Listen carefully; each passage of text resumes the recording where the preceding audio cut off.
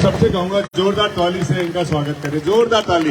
ये ऐसी गूंजे कि पूरे सरिता विहार में लगे कि आज यहाँ पे स्वतंत्रता दिवस का समारोह मनाया जा रहा है। अमन सर, स्वागत है। नमस्कार जी, अस्सलाम वालेकुम। आज 15 अगस्त है और आज के दिन हमारा मुल्क हिंदुस्तान आज़ाद हुआ था और अंग्रेजों से स्वतंत्रता सेनानियों ने, हमारे बुजुर्गों ने न जाने कितनी कुर्बानी, कितनी शहादत, एक लंबे अरसे तक लड़ाई और जद्दोजहद के बाद इस मुल्क को आज़ाद कराया था। तो मैं आप तमाम लोगों को आज के दिन की मुबारकबाद देता हूं कि 15 अगस्त का दिन आपको सबको मुबारक हो। और एफ ब्लॉक के तमाम लोग इतनी गर्मी में, जो 300 के करीब, 300-400 लोगों के करीब तमाम जिम्मेदार, बच्चे, महिलाएं यहाँ आए हैं, मैं उन तमाम लोगों का भी खैर मकदम करता हूं कि आप इतनी गर्मी में अपने इस मुल्क से, अपने इस देश से मोहब्बत करते हैं, तभी आप आज यहाँ इसे जश्न के रूप में मना रहे हैं। यहाँ पर मौजूद डॉक्टर अशोक चक्रधर जी, शशि बंसल साहब, अनुराग श्रीवास्तव जो यहाँ के प्रेसिडेंट हैं, शाहिद शेख साहब जो वाइस प्रेसिडेंट हैं, डॉक्टर चित्रा कसाना जो यहाँ ट्रेजरर हैं, अशोक और हमारे बड़े भाई इंतखाब भाई, जिनकी वजह से आज मेरा यहाँ आना मुमकिन हुआ है। वो पहले भी मैं उनके घर आया था तो उन्होंने कहा था कि हम RWA का इलेक्शन में फाइट कर रहे हैं। जुबैदा जी जो डी ब्लॉक में हमारी रहती हैं, वो यहाँ मौजूद हैं और मेरी पार्टी के और पूरे एफ ब्लॉक के तमाम जिम्मेदार, बुजुर्ग, माताएं, बहनें, बच्चे सब यहाँ मौजूद हैं। आप लोगों ने जो जो मुझसे काम कहे, मैं आपसे वादा कर रहा हूं कि अंदर की सड़कें, कहा आपने कि जो एफ ब्लॉक के अंदर जितनी भी सड़कें हैं उनकी खस्ता हालत है, तो मैं वादा कर रहा हूं कि 2-3 दिन के अंदर अपने इंजीनियर्स को भेज करके इंतखाब भाई और प्रेसिडेंट साहब के साथ में मिलकर के खालिद भाई और सुंदर भाई के साथ 2-3 दिन के अंदर एस्टिमेट करा दूंगा। और वादा कर रहा हूं कि 1 महीने में, 1 से 1.5 महीने में सारी गलियों का काम शुरू करा दूंगा, सारी सड़कें।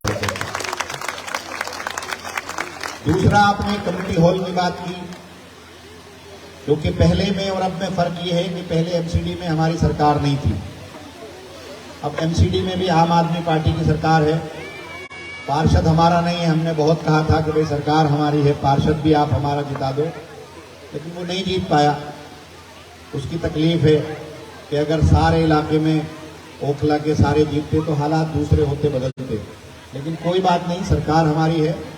फंड की जितनी ज़रूरत होगी, जहां भी आपका कम्युनिटी हॉल की जगह होगी, मैं एमसीडी वालों से बात कर लूँगा, डीसी से बात कर लूँगा, वहाँ के इंजीनियर, एग्जीक्यूटिव इंजीनियर से बात कर दूँगा। अगर वो हमें जगह प्रोवाइड करेंगे आपके सहयोग से, तो मैं वादा कर रहा हूँ कि आपका कम्युनिटी हॉल अपने MLA लेड फंड से या किसी भी फंड से, दिल्ली सरकार से, मैं आपको बनाकर दे दूँगा।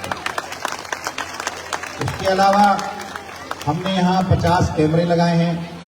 पीछे में आया था तो मैंने पानी की लाइनें और सीवर की लाइन में जो भी दिक्कत है उसको बदलने के लिए मैंने कह दिया है, उसका हम लोग टेंडर कर रहे हैं। उसके अलावा वॉल के लिए पहले आप लोगों से तजवीज़ आई थी, तो हम वॉल भी आपकी जहाँ जहाँ खराब है या नीची है उसको ऊंचा हम लोग कर देंगे। हम लोग पॉकेट 8 में हमने की है, वहाँ पर सेक्टर 8 में, गसोला में, और सेक्टर 7 में भी टेंडर मैंने किया। तो यहाँ भी जिसकी जो ज़रूरत है वो है। और मैं भी चाहता हूँ कि एफ ब्लॉक सरिता विहार को मॉडल के लोक में हम लोग बनाएं, ताकि और जो पॉकेट्स हैं उनमें भी हम काम कर सकें। यहाँ कुछ दूसरी पार्टी के लोगों ने इमेज बनाई मेरी कि भाई अमानतुल्लाह जो है ना, वो सरिता विहार में काम नहीं करना चाहता। जब मैं जीत कर आया था उस वक्त के हालात अगर आप देखेंगे कि सारी सड़कें जो PWD की थी खराब थी। एक बस स्टैंड था सड़क पर, स्कूल्स की हालत क्या थी, आप ही के बिल्कुल बराबर में सरिता विहार में स्कूल है जो मदनपुर खादर के नाम से हैं, लेकिन है वो सरिता विहार में। फुटपाथ, हर ब्लॉक के बाहर एंट्री गेट पर एक बोर्ड उसका। उसके अलावा पानी की कभी दिक्कत आपको नहीं हुई, लाइट की कभी दिक्कत आपको नहीं हुई, सड़क की दिक्कत आपको नहीं है। तो मैंने जितने काम थे वहां की फेडरेशन के साथ में मिलकर के मैं गया, वो खड़े हुए फेडरेशन वाले, वहां की फेडरेशन के साथ मिलकर के मैं गया, सचिवालय गया, एक हफ्ते तक लगातार गया, एक एक मंत्री से सारे काम कराए। तो तकलीफ क्या हुई है मुझे भी नहीं पता। इन्होंने आकर के यहाँ ये कह दिया कि ये सारे काम फेडरेशन ने खुद कराए। मैं एक दिन मीटिंग में था, मैंने कहा भाई ये तो सब हम नहीं कराए, हम कोई फर्क नहीं समझते, ना इस इलाके में ना उस इलाके में। मैं पूरी ओखला का विधायक हूँ, हर हिंदू भाई का भी विधायक हूँ, हर मुसलमान का भी विधायक हूँ, और फर्क होना भी नहीं चाहिए। सरकार सबकी होती है, नेता सबका होता है। मैं कहता हूं पूरी दिल्ली में चीख चीख करके मैं कहता हूं कि अगर आपको हिंदू मुसलमान का भाईचारा कहीं देखना है तो आप ओखला आकर देखो। 9 साल हो गए, 8.5 साल हो गए मुझे विधायक बने, एक भी ऐसी कंप्लेन इस ओखला से नहीं है कि कोई हिंदू के नाम पर मुसलमान के साथ ज्यादती की हो या किसी मुसलमान ने हिंदू के नाम पर ज्यादती की हो। एक भी केस नहीं है। यहाँ पर शाहिद भाई हैं, उस वक्त में मजहब की बात होती, उस वक्त में मजहब का बंटवारा होता तो ये देश आजाद नहीं होता। 1857 का जब गद्र था, चक्रधर जी मानते हैं, अंग्रेजों ने ये फूट डालनी थी हिंदू मुसलमान की, जब उन्हें ये लगा कि हिंदू मुस्लिम एक साथ। लेकिन वो जो हमारे बुजुर्ग थे वो समझते थे कि इन्होंने ऐसा किया, तभी तो गांधी जी को आगे किया था, तभी तो सुभाष चंद्र बोस को आगे किया था। और उस वक्त में अगर मजहब की बुनियाद पर बंटवारा होता तो ये देश आजाद नहीं होता। 1857 से लेकर के 1947 तक तकरीबन 91,000 लोगों के इंडिया गेट पर नाम है। वो हर मजहब के लोग हैं, हर जाति के लोग हैं, हर बिरादरी के लोग हैं, उसमें बंटवारा नहीं है। सरकार पीछे चला जाता है, मजहब की बात आती है तो सारी चीजें पीछे चली जाती है। न कोई रोजगार की बात करता, न कोई महंगाई की बात करता, न कोई देश को लुटने की बात करता, सिर्फ मजहब आगे आता है और मजहब की बुनियाद पर वोट डाले जाते हैं और फिर 5 साल तक हमारा लोग इस्तेमाल करते हैं और हमें बर्बाद करते हैं। आप खुद बताओ, जब ये मुल्क आजाद हुआ था तो इस मुल्क की अलग अलग सरकारें रही। 50-70 साल में हम लोगों ने 77 पब्लिक सेक्टर बनाए, 77 पब्लिक सेक्टर बनाए, जिसमें इंडियन ऑयल भी है, जिसमें रेलवे भी है, जिसमें पेट्रोलियम भी है, जिसमें सारी चीजें हैं। 77 हमने पब्लिक सेक्टर बनाए। एक सेक्टर को बनाने के लिए देश के प्राइम मिनिस्टर को और सरकार को कितनी मेहनत लगी होगी, कितना पैसा लगा होगा। लेकिन ये पहली ऐसी सरकार है जो सबसे बड़ी डेवलपमेंट का ढिंढोरा पीटती है, सबसे बड़ी डेवलपमेंट की बातें करती है, जो कहती है कि हमने देश को आगे पहुंचाया, हमने देश को आगे बढ़ाया। मैं मानता हूं इसमें उनके भी सपोर्टर होंगे, लेकिन बात करनी चाहिए, बात समझनी चाहिए, समझने से ही बातें आगे बढ़ेंगी। इस मुल्क ये जो अब सरकार आई है, जो 8-9 साल से हुकूमत है, इसने 77 में से 33 प्राइवेट सेक्टर को दे दिया, हमारे जो पब्लिक सेक्टर 33। आप खुद सोच कर देखिए कि इंडियन ऑयल बेच दिया, रेल बेच दी। आप अगर इनको जो पब्लिक सेक्टर है अगर पब्लिक के पास नहीं रहेंगे, देश के पास नहीं रहेंगे, तो फिर हमारे पास बचा क्या? ये जो पूंजीपति है तो हमको लूट रहे हैं, बर्बाद करते हैं। अडानी अगर आज पैसा कमाता है तो न जाने कितने छोटे बिजनेसमैन को खत्म करता है। अगर आज वो 1 करोड़ रुपया कमाता है तो वो कहीं और से नहीं आया, वो छोटे बिजनेसमैन का पैसा है। अंबानी अगर आज पैसा कमा रहा है तो वो हम छोटे बिजनेसमैन का पैसा कमा रहा है। पूरा देश का कारोबार नीचे जा रहा है, लेकिन अंबानी और अडानी का ऊपर जा रहा है। ये हमें सोचना पड़ेगा। और ये हमको तब तक लूटते रहेंगे, तब तक मजहब की बुनियाद पर हम लोग बढ़ते रहेंगे, हिंदू मुसलमान की बुनियाद पर हम लोग बढ़ते रहेंगे। तब तक हम मुद्दों की बात नहीं करेंगे, तब तक ये हमें बांटने की बात करते रहेंगे। हमें इनसे पूछना चाहिए कि आपने रोजगार क्या दिया। हमें ये पूछना चाहिए कि आज महंगाई किस हालत में आ गई। आज सिलेंडर जो 400 रुपए का मिलता था, 8 साल में वो 1200 रुपए का कैसे हो गया? आज दाल के रेट क्या हैं? आज चावल के रेट क्या हैं? जो रोजाना की चीजें हैं जो हम इस्तेमाल करते हैं, जो हमारे हर घर में इस्तेमाल होती है, आज उनकी महंगाई का हाल देखो। आज गरीब आदमी अपनी जिंदगी कैसे बसर कर रहा है, उसके बारे में भी हमें सोचना पड़ेगा। आपके यहाँ सब गरीब है, आप अमीर अगर हैं आप खाने में ठीक है तो आपका ड्राइवर बेचारा गरीब है, आपका माली बेचारा गरीब है, आपके यहाँ जो प्यून है वो बेचारा गरीब है, आपके ऑफिस में जो काम करता वो बेचारा गरीब है, आपके गेट पर जो काम करता वो बेचारा गरीब है, जो आपके यहाँ झाड़ू लगाता वो बेचारा गरीब है। इस गरीब के बारे में भी हमें सोचना चाहिए।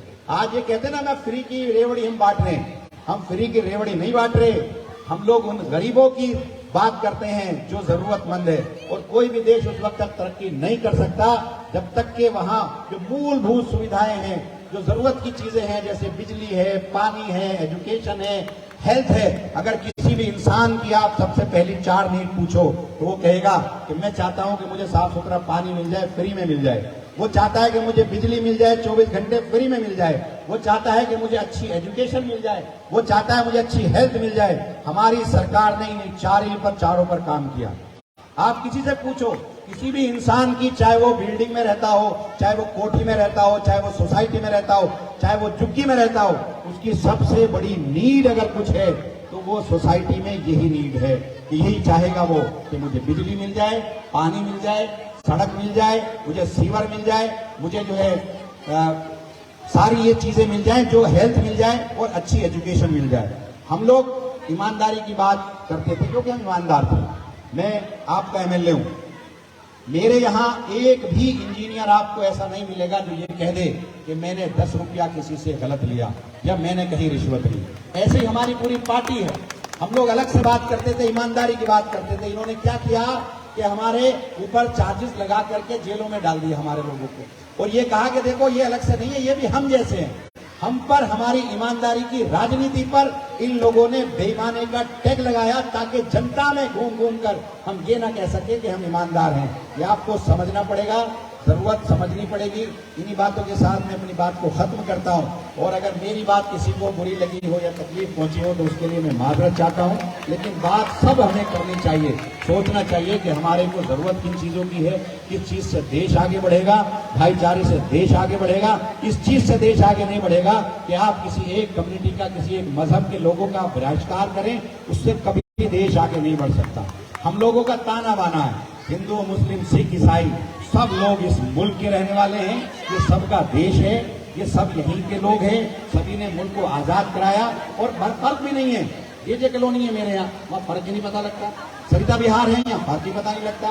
मदनपुर खादर है, फर्क पता नहीं लगता। जसोला, फर्क पता नहीं लगता।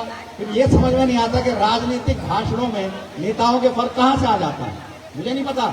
जसोला में जाता हूँ तो इतनी मोहब्बत से जब दिवाली होती है तो सारे हिंदू मुसलमान मिलकर दिवाली मनाते हैं।